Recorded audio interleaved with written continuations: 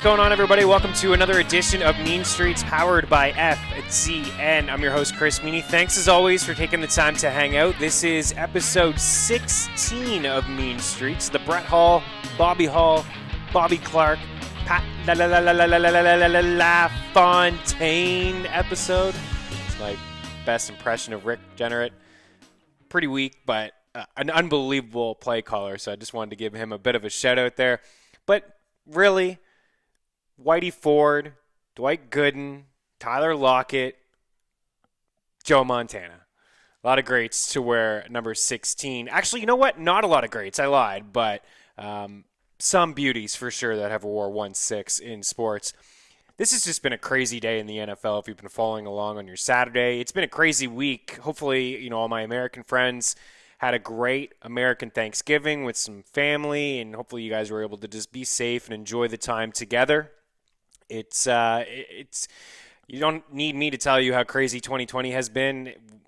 Sports aside, it's been a crazy year, and we're really starting to see COVID ramp up in the NFL. There's been numerous cases that have popped up over the past few days, and just before I got on here, there's been some madness that I'll talk about in a few seconds. But I just wanted to give a little bit of a reminder that we are on this show giving away a Jerry Jeudy mini signed helmet. Just a couple subscriptions away now from having that draw. So hopefully next week we'll be able to have the draw and announce the winner for the Jerry Jeudy mini signed helmet from Pristine Auction.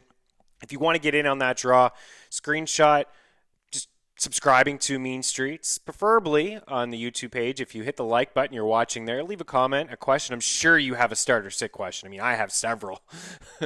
So if you have a couple, don't be shy. I can get to them before Sunday kickoff. Like I said, it's just been a wild week, but I appreciate everybody who has sent that email over showing that they've subscribed. If you're on iTunes, please, really appreciate. This is kind of an iTunes giveaway, but taking a subscription wherever it is that you listen to podcasts. And if you do watch on our FTN YouTube page, we really appreciate that as well. If you can just subscribe, send the screenshot over to MeanStreetsEP16@gmail.com. Everybody who has already done so, even from episode number 1, I have your name on standby in the draw. And it's just going to be the first 50. So I just need 50. I see a lot, 400 plus subscriptions on the YouTube page. I'm seeing several people rate, review, subscribe, the 5 stars on iTunes. I really appreciate that. So if you haven't yet shown me that you've subscribed, get in on it. I mean, you don't even have to be a Broncos fan. You could have a friend in the family who's a Broncos fan or just a football fan in general, and then your Christmas gift is right there taken care of as well. And just a couple subscriptions away, the same sort of deal over at FTN Fabcast, a weekly audio podcast looking at waiver wire pickups every single week. On Tuesdays is when it comes out with myself and Matthew Wood, giving away an Allen Robinson signed mini helmet as well. So a couple giveaways. Screenshot, send it over, again, to MeanStreetsFTN@gmail.com. 3 minutes in, and I haven't talked about the madness in the NFL. It is crazy. This is kind of how this Saturday has gone. Woke up earlier this morning and recorded a show with my guy D-Bro based around Stat Hero. Check that out if you were a subscriber over at FTN Fantasy. You can see that show for free. $19.99. The rest of the way is going to get you all the season-long fantasy football content, including rankings, which you may need this week. And I'll need to take a peek at Brad Evans and Jeff Ratcliffe's rankings as well, just to see where they are. When it comes to some of these players that have just popped up. I have a decent feel on some of them, but this is a crazy week. So I woke up Saturday morning to record that show. It's basically a survivor show. You just play Stat Hero, play a quarterback from one team, any 4 flex you want, and then a kicker from a random team. And you just have to beat Stat Hero, and then you move on. It's like Survivor. So it's a pretty cool concept. I like it. But before we got on and we started recording, D-Bro says, Jonathan Taylor just tested positive for COVID. It's like, man, he just came off his best week. Of course, like, NFL aside, you're like, you don't want to see this and hear this, and you hope that he's okay. I just want to get that out there, that I'm not totally selfish when it comes to fantasy football and things like that. So hopefully Jonathan Taylor can bounce back and he's fine and all that stuff. But then you hear that, and then you hear that the Ravens and Steelers, the COVID list between those two teams grew to 18 players. James Conner, cancer survivor, tested positive for COVID. Then the Lions fire Matt Patricia, which is probably, a few months too late, but they've done it. They were embarrassed on Thanksgiving. They did it. Matt Patricia is straight up, I'm trying to be nice here when I say this, loser when it comes to some of the things that he's done in Detroit and calling out some of his players and former players. I don't know if you heard with the Darius Slay thing and, reaching out and on his Instagram and taking a picture and showing it and, in front of the team and all that. It's just nonsense, some of the things that I've heard about Matt Patricia. So it's a long time coming there. And then you hear that the 49ers don't have a place to play or practice. Now they're playing against the Rams in Los Angeles this weekend. But according to reports, Santa Clara County officials say that no pro or college sports teams are able to have games or practice in the county that include direct contact for the next 3 weeks. So that, of course, includes the 49ers, who have 2 home games in the next 3 weeks, December 7th and 13th. So that's wild. And if you think it just ended there, the Broncos have 0 quarterbacks to play this weekend. So according to reports,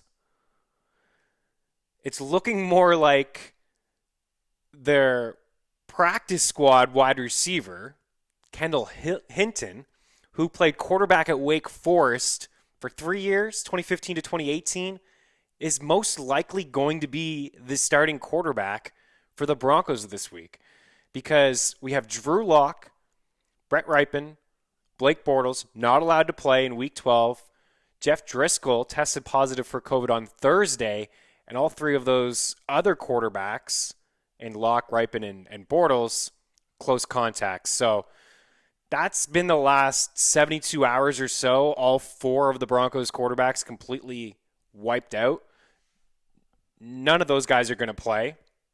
It doesn't seem like the game is going to get postponed or canceled, which is crazy. Again, like the Ravens got postponed twice. They were supposed to play on Thursday. This is how the week really started. We had 2 Thanksgiving games. The Ravens and the Steelers were postponed from Thursday to Sunday and then to Tuesday.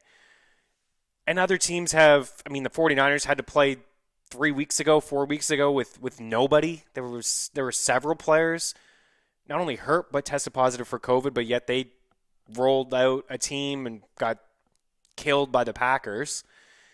And now I think like the Broncos are getting screwed here a little bit. There was already a game earlier in the year when they played the Pats, and that was pushed back, not because of any COVID tests on their team. It was more so the Pats. So this is strange. You saw my guy Jerry Jeudy, signed helmet, Jerry Jeudy, say that he tweeted out that he was going to give his best Lamar Jackson, play some quarterback. Then we saw Royce Freeman, some reports surfaced on Twitter that, former quarterback, played a little bit of quarterback, would potentially maybe get in there and play some quarterback. Then he starts getting picked up in seasonal formats. His ownership in Yahoo leagues went from 0 to 4% in 12 minutes. It's crazy how in tune people are these days in fantasy football and sports just in general and social media. And then you see the Kendall Hinton news, and now he's a quarterback on ESPN leagues, in CBS and Yahoo leagues. He's a wide receiver.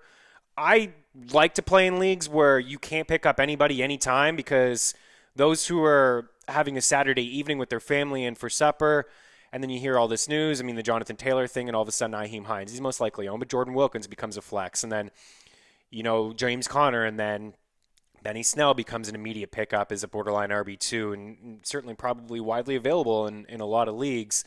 And then this Hinton news, and I'm not saying to go and grab him, and I don't think he's a great start, but you could be in a 16-team league, and Hinton in Yahoo leagues or CBS leagues can all of a sudden be a flex play for you at the wide receiver position, even though it looks like he's going to play a little bit of quarterback. So just looking at him overall in general, and losing my train of thought, and my whole point of bringing all this up is that to make it as fair as possible in your leagues, you should just have a couple waivers run. I like to have them run Thursday morning. You get the practice reports all day Tuesday and Wednesday. You put in your claims Wednesday night. Then when you wake up Thursday, you have your players there. Tuesday's very tough, especially in this landscape of the world. And in the NFL, a lot of players are not even practicing on a Tuesday when they're dinged up. They have some injuries, or if the COVID thing is happening as well. It gives everybody in your league just a fair shake. It's tough as it is playing fantasy football now, heading into these last few weeks and into fantasy football playoffs, it's going to be a nightmare. It's going to be crazy. It's going to be a wild, wild finish. Now, you can't change these settings now, but it's something to think about. So have waivers run potentially on a Wednesday evening. Then you can have them run again on a Saturday morning or a second time on a Sunday morning, so that not everybody, it's not just first come, first serve. It's not, I just don't think it's totally fair for the people at home like me. This is my job. I could have picked up all of these guys when it happened. I see the alerts right away. Now, not trying to be a hypocrite, I did pick up Kendall Hinton in one of my leagues. Now, I'm not the commissioner. I don't make those rules. So I can go pick him up if I want to. But I'm sure there's some people out there who are a little bit upset that they weren't around to pick up these players whenever they wanted to. So just something to consider and think about. I don't think like free-for-all waiver wire grabs should happen. I think that there should be I think everybody should be on the same playing page. And, put your bids in, put your claims in. Everybody has a shot to grab Kendall Hinton. It would be fun. It's cool. It's fun, right? Like if there was a situation where I had to bid on Hinton, I'm probably not spending any money. But there's a couple people out there in tough spots that, maybe they want to. Maybe they're a Broncos fan and they have Jeudy, and all of a sudden they want to see a little Hinton Jeudy. They want to have some fun with it. I don't suggest it. With Hinton going under center with the Broncos, I don't know if I'd play any of the Denver Broncos, to be honest with you. Like Melvin Gordon and Phillip Lindsay, both of these guys last week combined for under 200 rushing yards and 31 carries. Now, it was a much better matchup against Miami. They allowed the 10th most rushing yards per game heading into Week 11. As we head into Week 12, the Saints have one of the best defenses in football. They've allowed the second fewest rushing yards per game. They've allowed the second fewest yards per attempt on the ground. They've allowed the fewest rushing touchdowns. They're a legit defense. If you have them in your season-long leagues, you're loving it. They could score 20, 30 points in this matchup. In DFS, they're going to be extremely popular and chalky, even though they're very expensive. I jumped on the Pat Mayo show on Thursday morning, and we talked DFS for Sunday. It's free on the Mayo Media Network. You can check that out. And I told him I thought the Saints are going to be the number one scoring defense already, going up against Drew Lock, who had more picks than interceptions. And now they're throwing a wide receiver, former quarterback turned wide receiver off the practice squad, most likely under center. So how many points are the Saints going to get? It's not an ideal situation. I don't know if Hinton's going to throw the ball 15, 20 times. I don't think he will. Wide receiver / quarterback going up against a tight end / quarterback in Taysom Hill. This is kind of where we're at in 2020. Hill, Hinton. It's unbelievable that we'll talk picks and props in a little bit. I have a few for you. I had the Saints -6.5. That's just completely off the board. I had to switch a couple things up. When we get a line, that should be double digits. It's probably a total that is going to be below 40. It was 43 in general heading in before the quarterback news. So I would just be a little cautious, especially with your season on the line, to roll out a Jerry Jeudy, to roll out a Tim Patrick, Noah Fant, maybe with the landscape of the tight end position. I'll run through some rankings here on this show to give you a bit of a feel for where I have guys ranked heading into Week 12. But I would just temper expectations. Even Hinton, I don't know what we're thinking here, best case scenario. I retweeted a few of his plays from Wake Forest. I'm looking here at his stats, 2015 to 2018. Completed 52% of his passes. He had 8 touchdowns and 7 picks. To be honest with you, Drew Lock has more interceptions than touchdowns this year. I think he's got 11 picks, 7 touchdowns. He's only completing 55% of his passes. I want to say that this isn't that much of a downgrade, but at the same time, you're throwing Hinton in the NFL, who I saw my guy Dane Brugler from The Athletic tweet that he had given Hinton a 7th-round draft grade at the QB position, a few years ago when he was taken in the draft.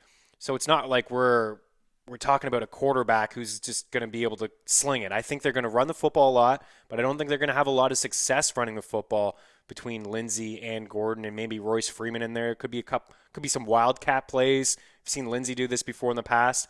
Maybe the backs I would play just because of the situation. But honestly, I'm avoiding all of this. And Hinton, from a quarterback standpoint in ESPN leagues, no. Don't do it.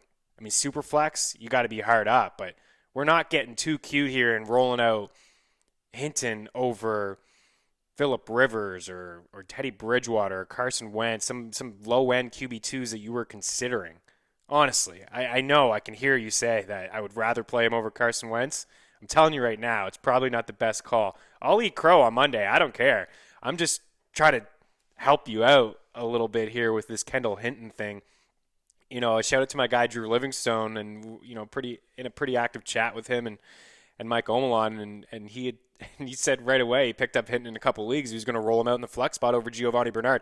I think that's slightly a mistake. And Hinton could run a bit. He could call his own number. Maybe he throws a touchdown, and then you're looking at double-digit points. But there's a lot of risk involved that I don't think you really need to take. So you could be hard up, but that's clearly the biggest news of the day, and there's been a ton of it. And there's a ton of news as I'll just roll through some of the injuries here. As I mentioned, Jonathan Taylor is placed on the COVID list, so you're going to be without him after coming off arguably his best game of the season. He had a team-high 4 grabs. He had 80% of the rushing attempts.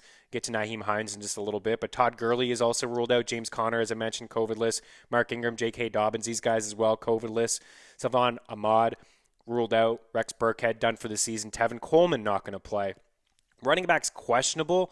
Kalen Ballage is questionable. Austin Eckler is questionable. He was activated from the IR. I think Austin Eckler is going to play. So if you're an Eckler owner, you have to play him. Just forget about all that pitch count. Any of those reports that you hear, I would just play him.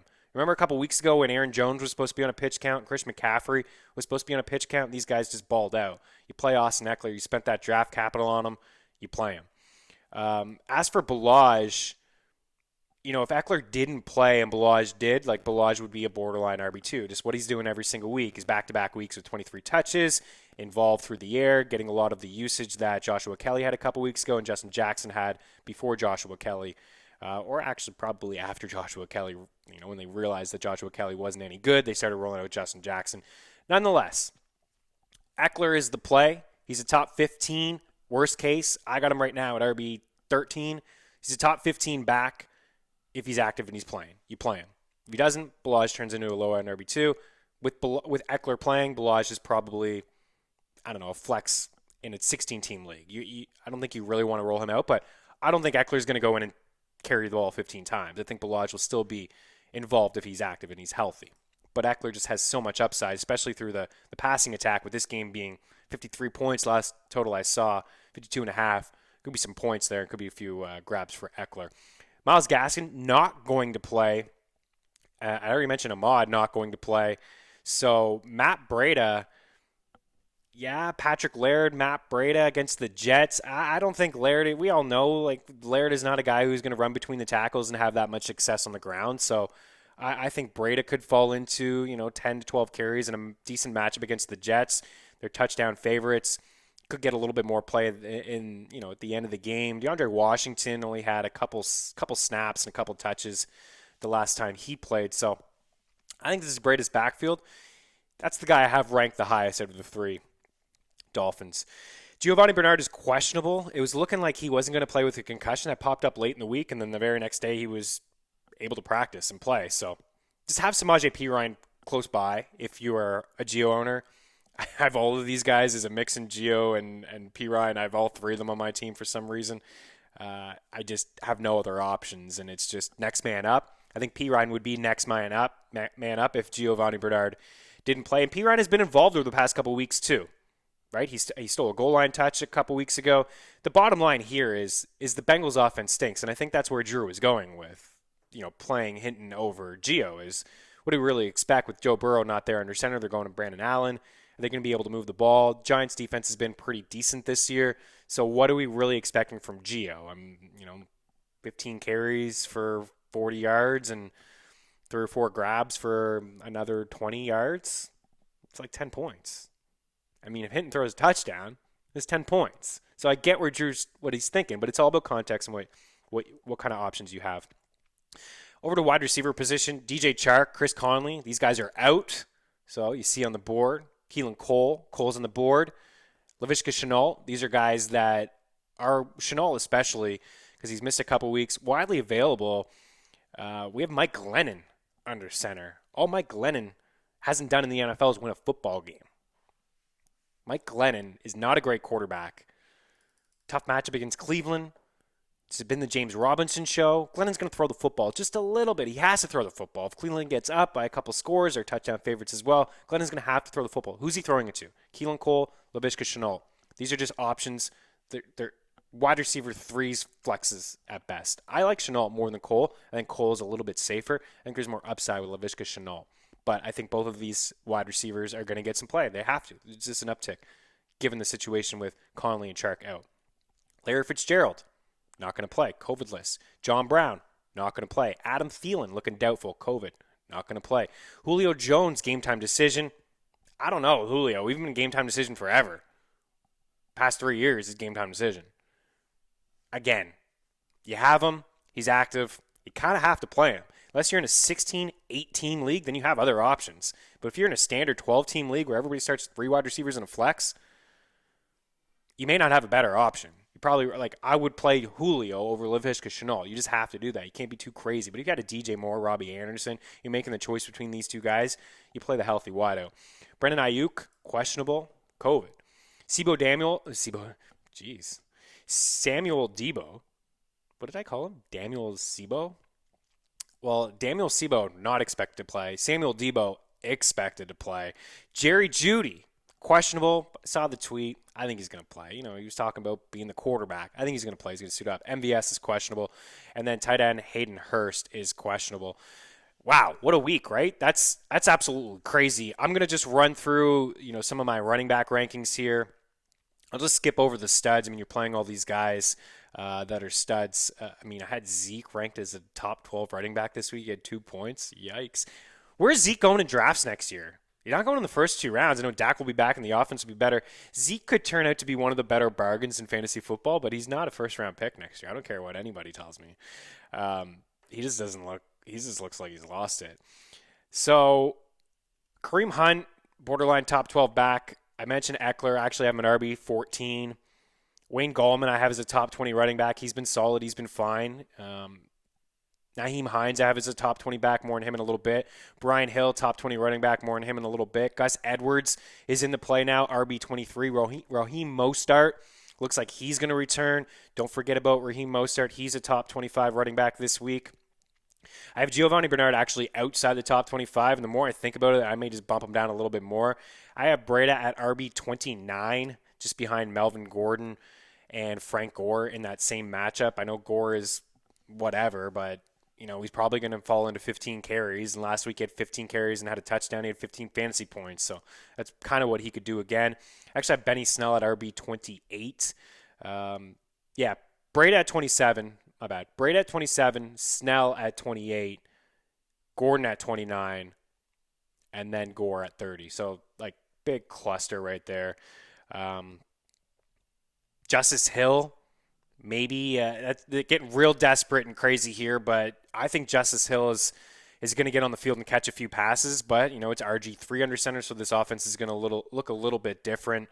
So you don't need to get too nuts there. Like if you had to make a choice between Hill and Wilkins, I would take Wilkins over Hill. But I wouldn't be shocked if Justice Hill came in and had a couple catches. He showed up last year, given an opportunity when Baltimore was really resting, and he had a couple catches, and he could at least do that for you. But this is crazy. Patrick Laird, Anthony McFarland, Devontae Booker, these guys just need to be owned in deeper leagues. They just need to be grabbed. They need to be rostered. Josh Jacobs is going to play, but you just need to have the next man up just in case with everything that's happening in COVID. And I just think it's very important if you can, roster a couple running backs on your bench as opposed to maybe, wide receivers. Wide receivers are easier to pluck up off the waiver wire.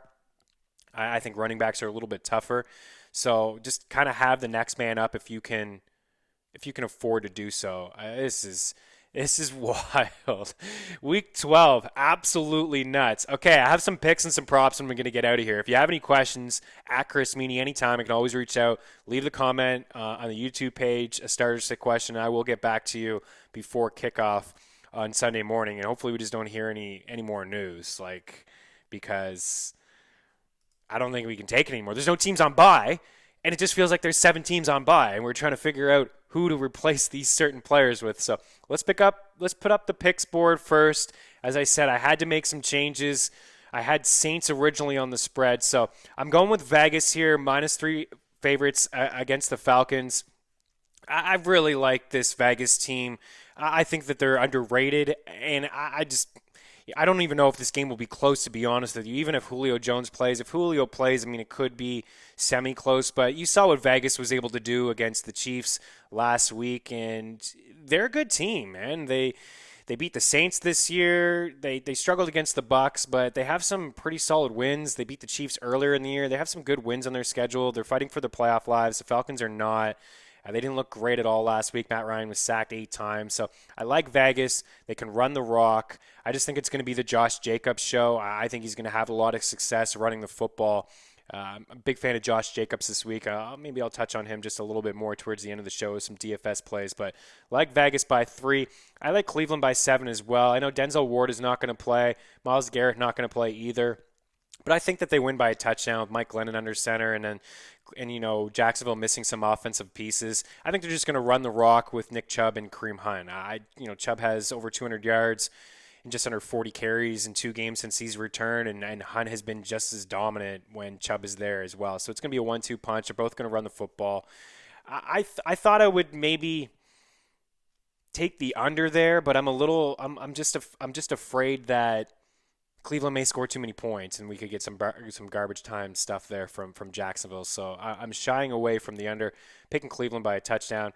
The Chargers plus 4.5. I wanted to come in here with a bit of an upset. It's no fun just picking all chalk, but that's kind of my upset pick of the week. I do feel like the Bills. In my own pool, I will pick the Bills, but if there's an upset that I had to go up and down the board, this is one of them at Chargers. I think that they can pull it off. Plus 4.5, I definitely like that. I think it's going to be a field goal game. Chargers always lose heartbreaking games, right? Maybe they get up late and then maybe they blow it towards the end. So Chargers plus 4.5. That's kind of the upset that I'm going with this week. As I said, I had the Saints in there 6.5. I wanted to jump away from that. Also, Arizona on the money line. There's more value picking them on the spread at -2, but I got them here at the money line against the New England Patriots. I'm picking KC over Tampa Bay. Now, I wouldn't be shocked if the Bucs won, but I just haven't seen show me one good win on Tampa Bay's schedule. Green Bay? Sure. Other than that, where is it? Beat Carolina twice. They've gotten embarrassed by the Saints in 2 games. Last week, the Rams just had their way. The Chiefs they're gonna roll. I mean, Jared Goff almost threw for 400 yards and 3 touchdowns. What's Patrick Mahomes and company going to do? So I like the Chiefs on the money line. And then the Giants are the other team there. As I said, I'm comfortable taking them by a touchdown against the Bengals, but coming off the bye, I don't think they're as bad as their record states. We can all laugh and make fun of the NFC East all we want, but I think overall they're a decent team. The defense has been okay. I actually like Daniel Jones in this spot. The Bengals, as I mentioned, without Joe Burrow, and their defense is just a complete mess. So I think the Giants probably win by 10 points. I think double digits is certainly in reach with them. Over to the totals, 3 for 3 last week with the totals. Hopefully can go 3 for 3 this week with the totals, but usually when you come in here with 3 overs over 50-plus points, it's not a good sign, but this is what I'm rolling with. Titans and Indy over 51.5. I think it gets there. I think there's some points scored in this game. Chargers and Bills over 52.5, and then Chiefs and Bucks 56.5. So those are the 3 of my favorite spreads anyways that I like. Got the parlay with the Saints. So the Saints are off the board now altogether. And there were 2 picks that I had earlier in the week. I had the Saints by 5, and I had the Steelers by 3. That was on Tuesday. That's why following FTN alerts on Twitter is great. You get the as soon as you see us bet it, you get it. And odds change. Not into props yet, but I had Michael Thomas over 5.5 grabs plus money. Sterling Shepard over 4.5 grabs plus money. They're not plus money anymore. It's like -20, -140, I believe, for Michael Thomas, who had 52% a target share from Taysom Hill last week. Hill threw the ball 23 times, and Thomas had 12 targets, so 52% of the targets, and then 75% of the air yards. At 5.5, it's a tougher matchup, but the Broncos are going to stack the box. It's just going to be a bunch of box stacking going on in Denver this weekend between Hinton and Hilton, or Hill. Can't even get these guys right, but they're going to stack the box, and they're going to force Hill to throw the football. I like that he leaned on Thomas. Getting sidetracked with the props, but if you see FTN alerts, you follow him on Twitter, you get the best, you get it right away because these odds are going to change, and that's why we're betting, and that's why we have that alert so you can see best possible odds right away before they change. And that's what we write in our notes as well. Steelers -3, probably going to change. All the COVID happens. They're -7.5. I don't know. It might even be off the books. Last I checked was -7.5. So this parlay, you're not going to be able to get it at +290. But you can swap out the Saints for Arizona if you want. Get Vegas, Cleveland, and the Giants in there. It's going to still hover around +290. Actually, it may even be better because Arizona was checking in at around -180, and the Saints were about -255 at the time I made this. So it's probably going to be around +340, +350 to get Arizona, Vegas, Cleveland, and the Giants. And then the teaser, I got Cleveland. This is a 6.7 game teaser, so +900. Got Cleveland in there just to win. Vegas not to lose by more than 4. The Giants +1. Green Bay to win by a field goal against the Bears. Mitch Trubisky under center. That's another injury I just kind of glossed over. No Nick Foles this week. Mitch Trubisky back under center. Arizona +5. And then I teased the totals down a little bit. So if you're not feeling the overs, it's going to adjust your odds. But if you're not feeling that high total of 56, I got KC and Tampa over 50. And then the Chargers and Bills over 45.5. So I like all 4 of those quarterbacks in DFS. Not breaking any news. I don't hate the Bucs. I think they're going to do their part and score some points. I mean, they're a top 5 scoring team in the NFL, and the Chiefs, I think, again, not breaking any news, one of the best offenses in all of football. So both of those teams can get to, I think, at least the 24-point mark, and you get a 24-27 game. There we are. I mean, we get the tees and the total, but I think both of these teams will push to 30, so we get that over 56. The overall record on this show is 50-39 plus 12.7 units. Just taking a look right now, last week was pretty good for me. Not bad overall at FTNBets.com. I went 24-7.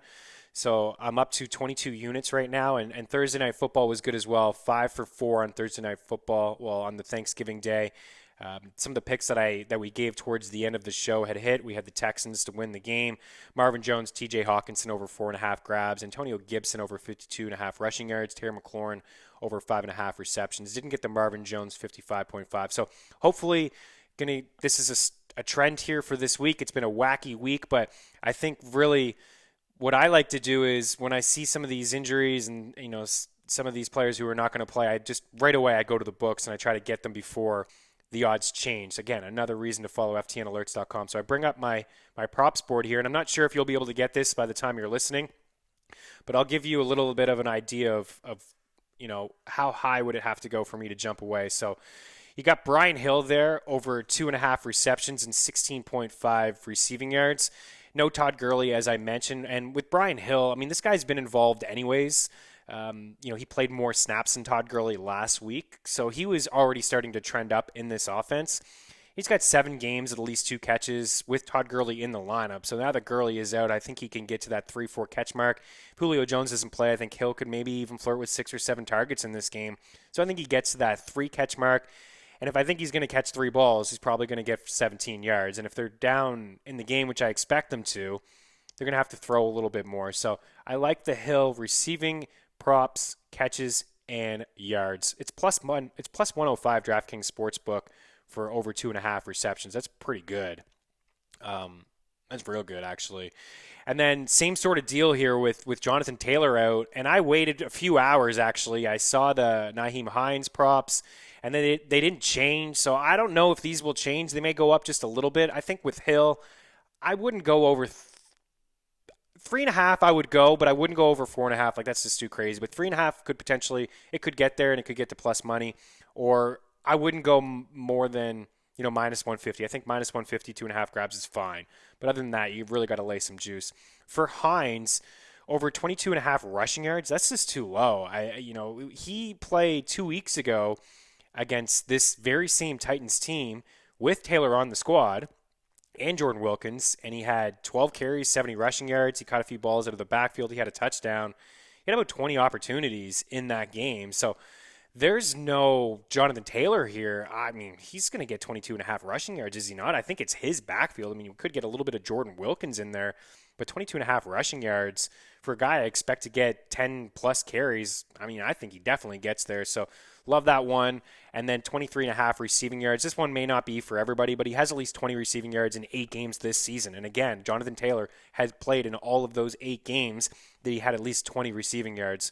So I really do like those two together. And like I said, I mean, I think it would have to get to minus 170, or the rushing prop would have to get to 39.5 for me to shy away from that. You could see it get up to 38.5. I still would take the over.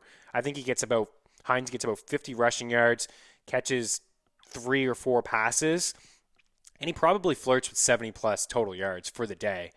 Just to kind of put that into perspective. So those are the props that I like. And then Chase Edmonds over 2.5 receptions. My guy, Chase Edmonds. This one has worked out well for us all year. It's right around 2.5, 3.5. I mentioned Larry Fitzgerald not going to play in this game. And Chase Edmonds, he lines up in the slot a lot. We could see Drake and Edmonds on the field together. And if it is an up-tempo game, which I kind of expect it to be, I think Cam will have to chuck. And if he does chuck and they score some points, then we could see Edmonds on the field, late in the game catching a few passes. But this is what he does. He gets on the field and catches passes. So over 2.5. Since you're hanging around with me, I got a couple more that I'm just looking at ftnbets.com. I don't want to give it too much away. Bosses won't be happy with me. Use that promo code Meaney. I'm telling you, let me just take a look right now. I mean, Brad Evans is up 22 units. Kevin Adams is up 77 units. My goodness, the guy's an absolute stud. Noonan is up 25 units. Elliot Chris is up 24 units. And then Noah Riddell. So the show to the window with Riddell, Noonan, and Chris, as Riddell's up 26 units. Those guys are combined 75 units right there. So a lot of success over at ftnbets.com if you want that to get in on the action. It's just $100 the rest of the year. You're going to get it all the way into the Super Bowl. So lots to happen if your season-long leagues are over and you just want to have some action on the weekend. So I got the Nyheim Hines over 3.5 grabs too. I like that one at plus 125. So there's a lot that I like this week, and a couple more on the way out. Why not? James White over 4.5 receptions, plus 130. White had that big monster game last week with Burkhead getting hurt. Burkhead's not around. I expect Arizona to score some points, and if they do score some points and they have to throw, it's not going to be Michelle or Harris catching balls. It's going to be James White catching balls. He looked like the James White of old last week. I think 9 targets and 6 grabs. So I think, he can get back into that 6-7 target range. So 4.5 is a lot for a running back, but plus 130, I can get behind that. Calvin Ridley, 5.5, plus 105. Guys, don't want to reel them all off. There's a ton of props that I like over at ftnbets.com and a few plus money ones as well. So on the way out, I'll give you a few players that I'm feeling in DFS. I like Josh Jacobs. I like him a lot, actually. Top the board, of course, Dalvin Cook. There's so much value now with Hines and Hill showing up. And, potentially if no Eckler and Ballage and then Matt Breida, there's just so much. Wayne Gallman. There's a lot of value at the running back position. So you could really spend up for Dalvin Cook. And I like Nick Chubb. But, I really like Josh Jacobs on DraftKings and on FanDuel. I was just taking a look at, the games where the Raiders roll. Jacobs touches the rock all the time. He has at least 21 rushing attempts in 5 of Vegas's 6 wins. He has 8 touchdowns. 8 of his 9 actually have come in those wins. So there's a bit of a theme. When Vegas is down, they chuck in a little bit more, and it's not so much Jacobs getting involved, but when they're up, which I expect them to be this week, they roll Jacobs, and away he goes. So I would expect him. He's always near the top in touches and targets when I take a look at the stats to know on Monday at ftnfantasy.com. He's always near the top. But every time Vegas wins, he's at the very top. That's what he does. Other running backs that I like, Mike Davis, I think he can get slightly overlooked. And I think Austin Eckler, and if you're playing multiple lineups on DraftKings, I think he's sneaky. Speaking of getting overlooked, DeAndre Hopkins. I mean, everyone's going to go to Tyreek Hill and Keenan Allen, and I understand that. I think both of those guys should be rostered. You're playing in this Monday contest on FanDuel. Tyler Lockett, DK Metcalf. Those guys are going to come into play. Allen and Diggs are going to be very popular when Allen to Diggs and then Herbert to Keenan Allen. These popular. But nobody's really talking about DeAndre Hopkins, and that's just a little sneak peek that I got from Kyle Murray, our guy who does the projections ownerships over at ftndaily.com.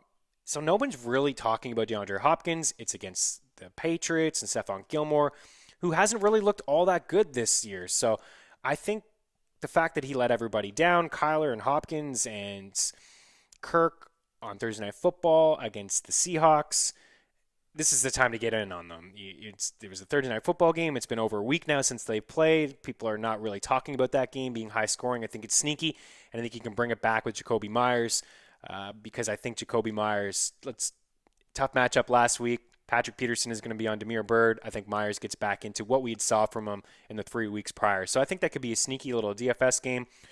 Robbie Anderson is a wide receiver that I like as well. I like all of these guys from Carolina: DJ Moore, Curtis Samuel, and Robbie Anderson. They all have fantastic matchups. According to our wide receiver cornerback matchup tool, Jeff Ratcliffe's baby, those 3 guys are in the top 7 in terms of matchups against corners this week. And number 2 is Robbie Anderson.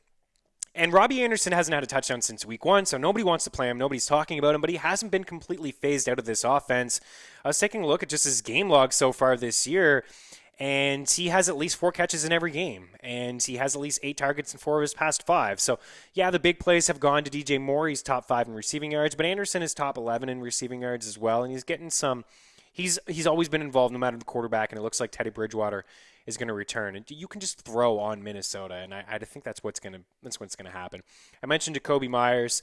I think he's a sneaky little play as well. But like I said, if you can get up to Keenan Allen, Stephon Diggs, Tyreek Hill, you do that. Maybe you spend up at wide receiver and you spend down a little bit at running back. But just know that Hines and Hill, these guys are going to be very chalky. And what I mean by chalky is that they're going to be highly owned. So if you're playing in a head-to-head contest, sure, I don't mind that. To double up a smaller contest. But if you're playing in a contest with 100,000 people and you're only going to put 1 or 2 lineups in, don't bother. Don't bother playing Hill or Hines. Just take some other shots elsewhere. Try to be a little contrarian, a little different with your lineups.